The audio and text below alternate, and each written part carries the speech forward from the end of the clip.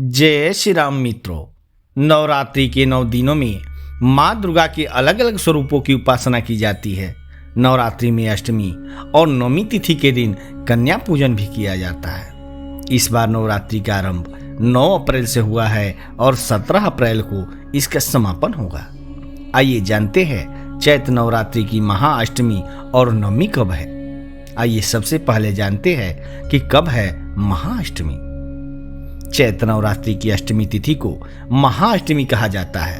पंचांग के अनुसार नवरात्रि की अष्टमी तिथि का आरंभ 15 अप्रैल को दोपहर 12:12 से होगा और इसका समापन 16 अप्रैल को दोपहर 1:22 पर होगा। उदया तिथि में अष्टमी तिथि 16 अप्रैल को होने के कारण महाअष्टमी कन्या पूजन 16 अप्रैल को किया जाएगा, जबकि नवमी तिथि 17 अप्रैल को है। शास्त्रों के अनुसार कन्या पूजन के दौरान बटू की भी पूजा की जाती है।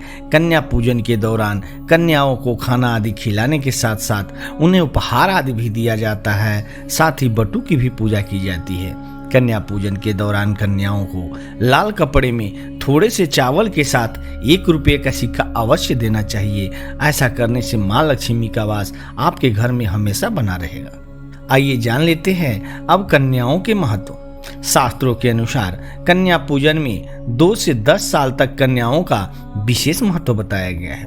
2 वर्ष की कन्या को कुमारी कहा जाता है, 3 वर्ष की कन्या को त्रिमूर्ति, 4 वर्ष की कन्या को कल्याणी, 5 वर्ष की कन्या को रोहिणी, 6 वर्ष की कन्या को माता कालिका, 7 वर्ष की कन्या को चंडिका, 8 वर्ष की कन्या को शांभवी और 9 वर्ष की कन्या को देवी दुर्गा और 10 वर्ष की कन्या को सुभद्रा कहा जाता है। सभी कन्याओं का होना ऊर्जा का प्रतीक है।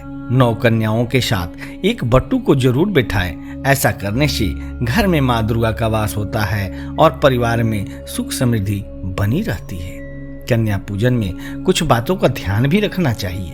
कन्या पूजन करने से एक दिन पहले कन्याओं को आमंत्रण जरूर दें। साथ ही कन्या पूजन से पहले घर की अच्छे से साफ सफाई जरूर करें। जब कन्याएं घर पर आए तो सबसे पहले उनके पैर दूध और जल मिलाकर धोएं। इसके बाद कुमकुम का टीका लगाएं और उन्हें पूर्व दिशा की तरफ मुख करके उन्हें स्वच्छ आसन पर बैठाएं। कन्याओं को पौष्टिक और स्वादिष्ट भोजन कराना चाहिए। भोजन में पूड़ी, सब्जी, दाल, चावल, मिठाई आदि शामिल होना चाहिए। कन्याओं को भोजन के बाद दक्षिणा देना चाहिए। दक्षिणा में कपड़े, फल, मिठाई, पैसे, उपहार आदि दे सकते हैं। अब जान लेते हैं कन्या पूजन के महत्व के बारे में। कन्या भोज कराने से देवी दुर्गा का आशीर्वाद प्राप्त होता है।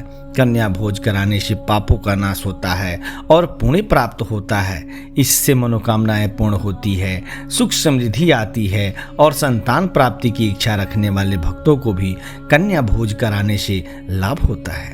कन्या भोज कराने का सबसे अच्छा समय नवरात्रि के अष्टमी या नवमी तिथि को है। आप नवरात्रि के अन्य दिनों में भी कन्या भोज करा सकते हैं। कन्या भोज करते समय किसी भी प्रकार का भेदभाव नहीं करना चाहिए। सभी कन्याओं का सम्मान करना चाहिए और आदर करना चाहिए।